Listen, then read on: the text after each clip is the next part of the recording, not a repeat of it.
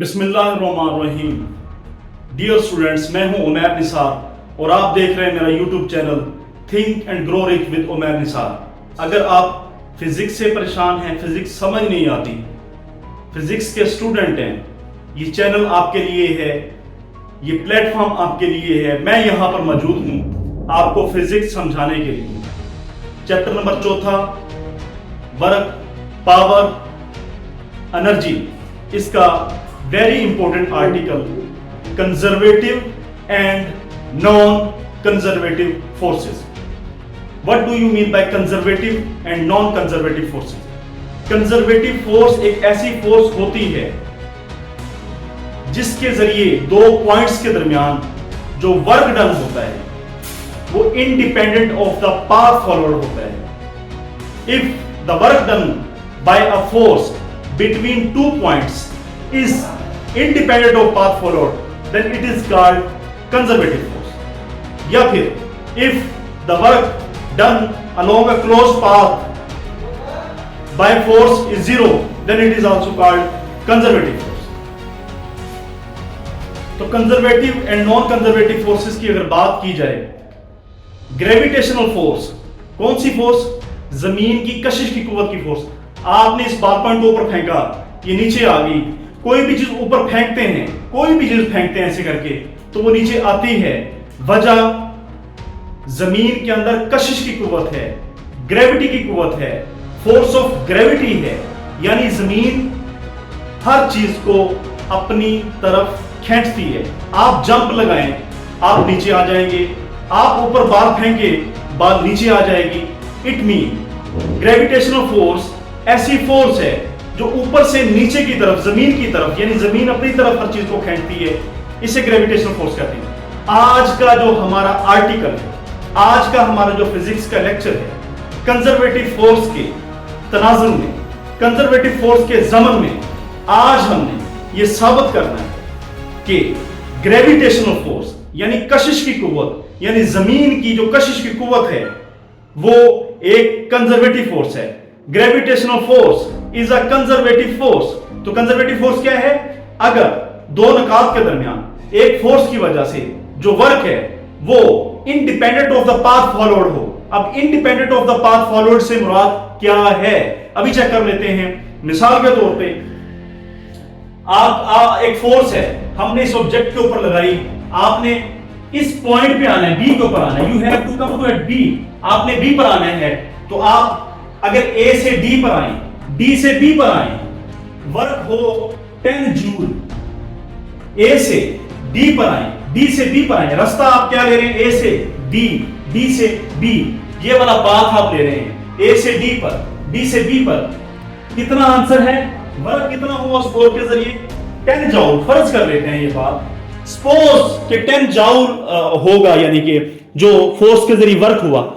अगर फिर हम ए से सी पर आए, यानी ये वाला पाथ लेते हैं, ए से सी पर और फिर सी से बी पर, फिर भी जो वर्क है अगर वो 10 जूल हो, फिर भी वर्क 10 जूल हो, यानी आपने ये वाला पाथ फॉलो किया तब भी 10 जूल, ये वाला पाथ फॉलो किया तब भी 10 जूल। अगर ऐसा हो, फिर एक बंदा ये वाला रास्ता ले ले, ये वाला रास्ता पाथ इसके जरिए, यानी ऑब्जेक्ट को मूव करवाना है फोर्स के जरिए। तीसरा पाथ, यहां पे भी अगर 10 जूल वर्क है, यानी ये पाथ ले लिया, या ये वाला पाथ ले लिया, या ये वाला पाथ ले लिया, ये पाथ या फिर ये वाला पाथ, अगर तीनों केसेस के अंदर आपका जो वर्क है वो सेम रह रहा है, एक जितना रह रहा है, 10 जूल रह रहा है, तो हम कहेंगे जो फोर्स है वो इंडिपेंडेंट ऑफ पाथ फॉलोड। जो पाथ फॉलो किया गया है, जिस पाथ की पैरवी की गई है, जिस पाथ पे चला गया है, फोर्स उससे इंडिपेंडेंट है। आप जो मर्जी रास्ता इख्तियार करें, जो मर्जी पाथ लें, जिस मर्जी रास्ते को चुने, आपका फोर्स जो है वो इंडिपेंडेंट ऑफ पाथ फॉलोड है। Answer will be same. This is called path independent. यानी दोबारा फिर कंजर्वेटिव फोर्स क्या होगी? If the work done by a force between two points is independent of the path followed. क्या मतलब? जो मर्जी रास्ता इख्तियार करें, then it is called conservative force. If, या फिर the work done by a force along a closed path, यानी ये क्लोज्ड पाथ है जो आपका, इसके जरिए अगर वर्क डन 0 हो तब भी वो आपके पास कंजर्वेटिव फोर्स होगी, और नॉन कंजर्वेटिव ये इसके उल्ट होगा। आज हमने जो टॉपिक करना है उसमें ये साबित करना है कि जो ग्रेविटेशनल फोर्स है वो कंजर्वेटिव फोर्स है। Gravitational force, prove that gravitational force कौन सी, जो जमीन की कशिश की कुव्वत है जिसकी सिमत नीचे की जानब है, इसे ग्रेविटेशनल फोर्स कहते हैं। तो हमने ये साबित करना है, prove that gravitational force is conservative force. क्या मतलब कि जो ग्रेविटेशनल फोर्स के जरिए वर्क किया जाता है, या ग्रेविटेशनल फोर्स के जरिए जो वर्क होगा वो पाथ पर डिपेंड नहीं करेगा, पाथ इंडिपेंडेंट होगा। आप जो मर्जी पाथ ले लें आपका आंसर सेम ही रहेगा। तो ग्रेविटेशनल फोर्स इज इंडिपेंडेंट। तो तरीकाकार क्या होगा, हम पहले ए से डी, डी से बी, इस पॉइंट पे आना है हमने, ए से डी, डी से बी। इसके लिए हम ग्रेविटेशनल फोर्स के जरिए जो इस ऑब्जेक्ट के ऊपर जो ग्रेविटेशनल फोर्स अमल कर रही है, याद रहे ग्रेविटेशनल फोर्स इस ऑब्जेक्ट के ऊपर से नीचे अमल कर रही है, ऐसे करके, ऐसे। अब ये ग्रेविटेशनल फोर्स जो है इसके जरिए जो वर्क इधर से ए से बी तक जाने में हमने ये कैलकुलेट करना है, ए से बी तक जाने में। तो पहला जो हमने पाथ लिया है वो है WADB, पाथ 1, यानी ए से डी, डी से बी। पाथ 2 क्या है, WACD, क्या मतलब ए से सी, सी से बी, WACD। इसी तरह फिर नेक्स्ट WAB है हमारे पास, आप चेक कर सकते हैं ऐसे। WADB क्या होगा, WADB, ए से डी फिर डी से बी, यानी WAD mean WAD plus WDB, यानी ए से डी बी तक हम इसे ऐसे करके ओपन कर लेंगे जी। WAD क्या मतलब हुआ, क्या होगा, वर्क क्या होता है, वर्क होता है F dot D, F dot D ये वर्क होता है जी, हमेशा याद रखिएगा, F डॉट डी। सबसे पहले फिर WAD कैलकुलेट करें, फिर WDB कैलकुलेट करें। कैलकुलेट करने के बाद हम नेक्स्ट इसे इन्हें ऐड कर देंगे। तो WAD कैलकुलेट करें, WAD इज इक्वल टू, हाँ जी, वर्क क्या होता है, फोर्स डॉट डिस्प्लेसमेंट। अब फोर्स कौन सी है, ग्रेविटेशनल फोर्स। ग्रेविटेशनल फोर्स ऐसी फोर्स जो नीचे की तरफ अमल करती है, ग्रेविटेशनल फोर्स F। सारे बच्चे AD चेक करें, ये A है, ये D है, यानी डिस्प्लेसमेंट जो है, डिस्प्लेसमेंट इस सीमत के अंदर है, दैट इज डिस्प्लेसमेंट। और फोर्स ऑफ ग्रेविटी यानी कशिश की कुव्वत वो नीचे की जानब है, यानी ये है फोर्स ऑफ ग्रेविटी। तो इनके दरमियान एंगल कितना हुआ, 90 डिग्री। लिहाजा हम इसे जब ओपन करेंगे, FG D cos 90, cos 90 कितना होता है, ये सबको पता है, cos 90 0 होता है। WAD हमारे पास आ चुका है, WAD इज इक्वल टू 0। इसी तरह WDB फाइंड करेंगे आप, WDB is equal to FG, gravitational force है ना, तो हम FG लगाएंगे डॉट D, इसे ओपन करें, FG D cos कितना एंगल लगेगा। अब चेक कर रहे हैं DB, फिगर के अंदर चेक करें, तस्वीर के अंदर चेक करें, फिगर में चेक करें, DB क्या है, DB मीन D से आपने B की तरफ जाना है, यानी आप किधर जाएंगे, D से B की तरफ, ऊपर। और फोर्स ऑफ ग्रेविटी हमेशा नीचे की तरफ अमल करती है, that is D, that is B। Force of gravity हमेशा नीचे की तरफ अमल करती है, यानी FG इज दैट। एक ऊपर है, एक ऊपर की सीमत है, एक नीचे की सीमत है, theta is equal to 180 degree. तो यहां पे आप cos 180 लगाएंगे। cos 180 कितना होता है, cos 180 होता है -1, एफ जी की वैल्यू क्या होती है, एफ जी होता है एम जी, और डी की जहां पे हम एच लगाएंगे। क्यों? क्योंकि ये हाइट है, दिस इज हाइट, डी से बी तक ये जो फासला है ये एच के बराबर है। तो हमने डी की जहां पे एच लगा दिया, एफ जी की जहां पे एम जी लगा दिया, cos 180 माइनस होता है, तो ये माइनस एम जी एच हो जाएगा। लो जी, हमारे पास दोनों कीमतें आ चुकी हैं। W D B minus M G H है, इसी तरह से डब्ल्यू डी ए डी ये जीरो है, W A D is equal to zero, W A D की वैल्यू जीरो यहां पे लगाएं, माइनस एम जी एच यहां पे लगाएं। आप चेक कर सकते हैं, बड़ा ही सिंपल कैलकुलेशन है। जैसे ही वैल्यू लगाएंगे हम W A D B is equal to W A D की यहां पे हम सिंपल जीरो लगा देंगे, और डब्ल्यू डी बी हमने calculate minus M G H, zero minus M G H, ये माइनस एम जी एच। हमारे पास पाथ वन के अलोंग, पाथ वन कौन सा था, that is path one, path one यहां से लेकर यहां तक, यहां से यहां तक हमारे पास वर्क आ चुका है माइनस एम जी एच। अब हम सेकंड पाथ उसके अलोंग हम काम करेंगे। व्हाट इज सेकंड पाथ, कौन सा होगा, सेकंड होगा ए से सी, सी से बी। फिगर के अंदर चेक करें, you can check in figure, W A C B is equal to W A C plus W C B. अब W A C find out करें, डब्ल्यू ए सी कितना होगा, W A C is equal to F G dot D, open करें F G D कितना, cos F G d cos 180, कोस 180 कितना होता है, कोस 180 होता है -1। अच्छा, ये कोस 180 क्यों है, क्योंकि हम ए से सी, ए ये है, सी है, ए से सी यानी आप नीचे से ऊपर जा रहे हैं, और एफ जी यानी डिस्प्लेसमेंट जो है ए से सी नीचे से ऊपर की तरफ है, और फोर्स ऑफ ग्रेविटी वो हमेशा नीचे की तरफ है।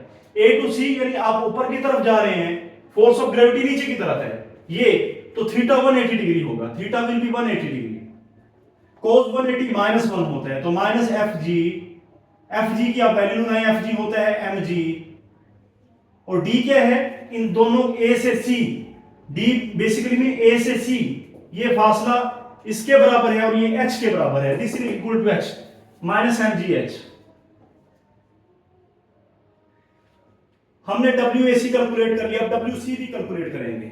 डब्ल्यू सी बी क्या होगा, एफ जी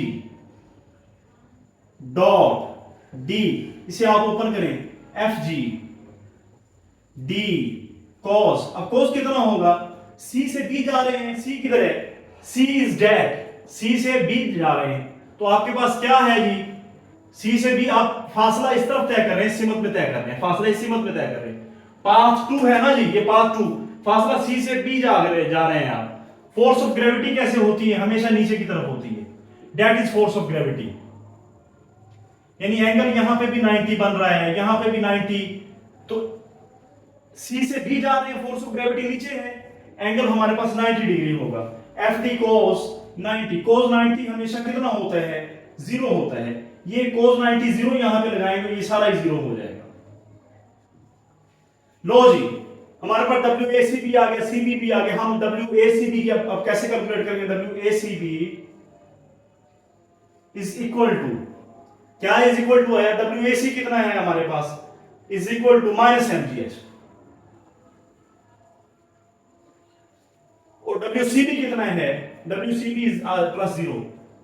अच्छा, यहां पे बात एक हमेशा याद रखनी चाहिए, ये सी बी है, सी बी क्या है, ये वाला पाथ है, यहां पे कितना आंसर है, 0। इसी तरह से AD हॉरिजॉन्टल पाथ है, WAD देखें इधर, WAD ये भी 0 है, यानी A से D हॉरिजॉन्टल पाथ, यहां पे भी वर्क 0 आ रहा है, C से B हॉरिजॉन्टल पाथ, यहां पे भी वर्क 0 आ रहा है, यानी ये हॉरिजॉन्टल पाथ है, this is horizontal path. Horizontally आपके पास वर्क 0 यहां पे भी है, यहां पे भी हॉरिजॉन्टली आप चेक करें, वर्क हमारे पास 0 है। क्या मतलब है, वर्क सिर्फ अलोंग दैट पाथ आ रहा है, डेट कितना है डेट पाथ माइनस mgh, यहां पे भी माइनस mgh, यहां पे भी माइनस mgh, यानी a से c डेट इज a से c माइनस mgh। तो टोटल हमने ऐड किया माइनस mgh, इधर भी है इधर भी माइनस mgh है। यकीनन आप बात को समझ गए होंगे। लो जी, हमारे पास that is equal to minus mgh। तो हम इधर से इधर आए, इधर से इधर आए, a d b यानी कि वो भी माइनस mgh है। a से c, c से b, a c b वो भी माइनस mgh। अब तीसरा पाथ रह गया, अगर हम a से b पे सीधा ही आ जाएं तो आप क्या करेंगे, यहां पे a से b जब सीधा आएंगे इसके कंपोनेंट्स बनाने लग जाएंगे। That is horizontal component, that is vertical component, horizontal component, vertical component, horizontal component, vertical component, ऐसे आप पूरे हॉरिजॉन्टल वर्टिकल हॉरिजॉन्टल, ये हॉरिजॉन्टल है, ये वर्टिकल है, हॉरिजॉन्टल है, वर्टिकल है, हॉरिजॉन्टल वर्टिकल, हॉरिजॉन्टल वर्टिकल। तो हम सारा हॉरिजॉन्टल वर्टिकल, हॉरिजॉन्टल वर्टिकल। हमने यहां से एक बात सीखी है, हॉरिजॉन्टली जो आपके पास है वो आपके पास आंसर 0 होगा। वजह हॉरिजॉन्टली सी से बी थीटा 90 डिग्री है, हॉरिजॉन्टली ए से डी, ये ए है ये डी है, ऐसे करके थीटा 90 डिग्री है। तो हम यहां पे देखेंगे, इधर आप फोर्स ऑफ ग्रेविटी लगाएंगे वो भी 90 बनेगा, इधर लगाएंगे वो भी 90, वो भी 90 force of gravity horizontal component के अलोंग। हम यहां पे बता देंगे W जब AB कैलकुलेट करेंगे, WAB is equal to WAB horizontal component यानी X component plus WAB Y component. अच्छा, WAB X कंपोनेंट जो है यानी हॉरिजॉन्टल वो 0 होगा, वजह थीटा 90 डिग्री है। X का मतलब है डेट डायरेक्शन यानी इसके अलोंग, इसके ये। इसी तरह WAB Y वो कितना होगा, Y कंपोनेंट कितना होगा इज इक्वल टू, साफ जाहिर है जी माइनस आएगा, क्योंकि हम बॉडी को ऊपर लेके जा रहे हैं। ये उसकी डायरेक्शन नीचे माइनस mg, इसका जो फासला है इसे डेल्टा y1 कहेंगे। ये जो है डेल्टा y2 होगा, ये जो है डेल्टा y3 होगा, जमा dot dot dot delta yn हो जाएगा। WAB y component is equal to कितना हो जाएगा माइनस mg। जब डेल्टा y1 डेल्टा y2 यानी ये वाली हाइट जमा ये वाली वो टोटल h बन जाएगी, total h।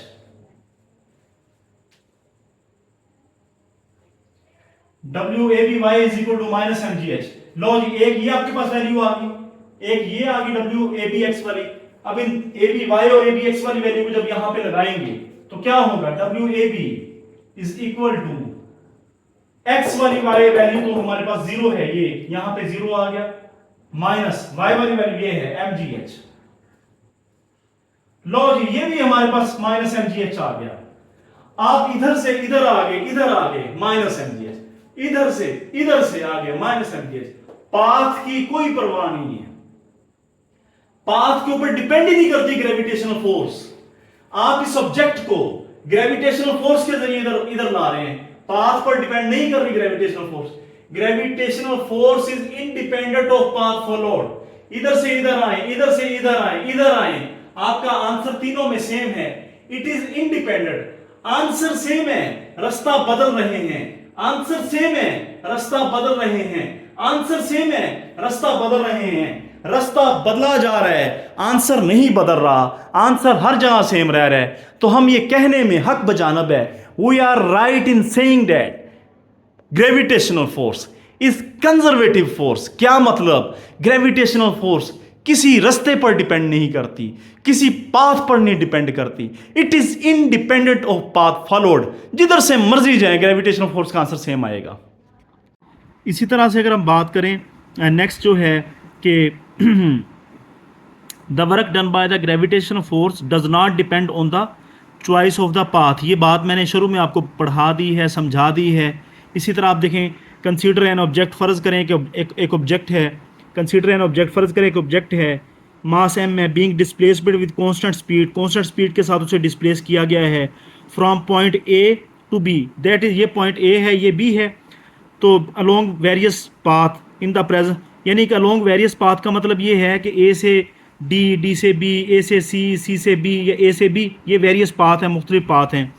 In the presence of gravitational force, gravitational force की मौजूदगी के अंदर, in this case the gravitational force is equal to the weight of the object. अच्छा याद रहे gravitational force F is equal to M A होता है, लेकिन ग्रेविटेशनल फोर्स जब होती है तो हम एफ जी लिखेंगे इज इक्वल टू एम, और एक्सेलरेशन की जहाँ पे ग्रेविटेशनल एक्सेलरेशन आ जाएगा, तो यही बात कर रहा है वो। Next the work done by gravitation force along path one A D B. अब ये देखें, ये ए है, ये डी है, ये बी है, इसे आप स्प्लिट कर लेंगे ए डी डी बी के अंदर, तो यही बात यहाँ पे वो की गई है कि A D B can be split into two parts, दो पार्ट्स के अंदर हो जाएगा ए डी और D B. The work done along A D is zero, यानी ये ए से डी तक वर्क डन अलोंग जीरो है, हॉरिजॉन्टल है ये फासला, ये हॉरिजॉन्टल है, यहाँ पे फोर्स ऑफ ग्रेविटी नीचे की तरफ है, फासला इस तरफ तय करवा रहे हैं, थीटा हमारे पास 90 होगा, कोज 90 जीरो होगा, ये वही बात है जो मैंने आपको पहले समझा दी है। इसी तरह वर्क डन जो है because the weight is perpendicular to this path, weight जो है यानी वो परपेंडिकुलर है, यानी this is equal to M G, ये परपेंडिकुलर टू दिस पाथ है, ये पाथ ये है, वेट ये वाला है।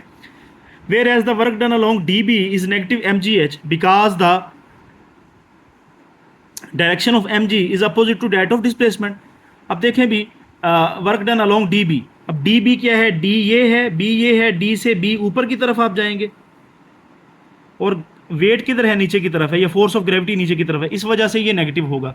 तो ये सारा हमने हल कर लिया है। इसी तरह ये आप दूसरे वाला चेक कर लें, आप चेक कर सकते हैं। इसी तरह हमने ये थर्ड पाथ वाला जो मैंने आपको बोर्ड के ऊपर अभी समझाया है, चेक कर सकते हैं कि वो कैसे बता रहा है कि जो वर्क डन है is by the force of gravity only, यानी फोर्स ऑफ ग्रेविटी की वजह से वर्क डन होगा। No work done along horizontal step, horizontal steps के अलोंग कोई वर्क नहीं होगा। ये बातें सारी मैंने समझा दी हैं।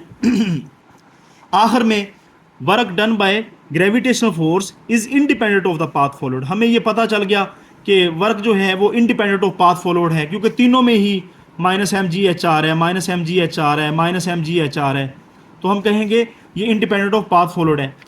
इसी तरह से ये आगे डेफिनेशन आ गई, if the work done by a force in moving an object between two points is independent of the path followed, और the work done in a close path be zero, या फिर work done in a close path में work zero हो, या फिर work done by a force in moving an object between two points is independent of path followed, यानी दो points के दरमियान अगर फोर्स की वजह से work done independent of path followed है तो भी वो कंजर्वेटिव फोर्स है। अच्छा, नॉन कंजर्वेटिव फोर्स क्या है, इसके अपोजिट है। A force is non conservative if the work done by it in moving an object between two points और in a close path depends upon the path followed. अगर path followed पर depend करेगा तो यकीनन ये सारा आगे। The kinetic force is a non conservative force, ये आपने एमसीक्यूज याद रखना है, आ सकता है। When an object slides over surface the kinetic frictional force always acts opposite to the motion, ये पढ़ लीजिएगा, इतना अहम नहीं है। अच्छा, दूसरी example of non conservative force, air resistance भी नॉन कंजर्वेटिव फोर्स है, टेंशन इन शटरिंग भी नॉन कंजर्वेटिव फोर्स है, normal force and propulsion of force ये भी ऑफ अ रॉकेट ये भी नॉन कन्वर्जन फोर्स है, नॉन कंजर्वेटिव। उम्मीद है आपको बात समझ आ गई होगी। Thank you very much.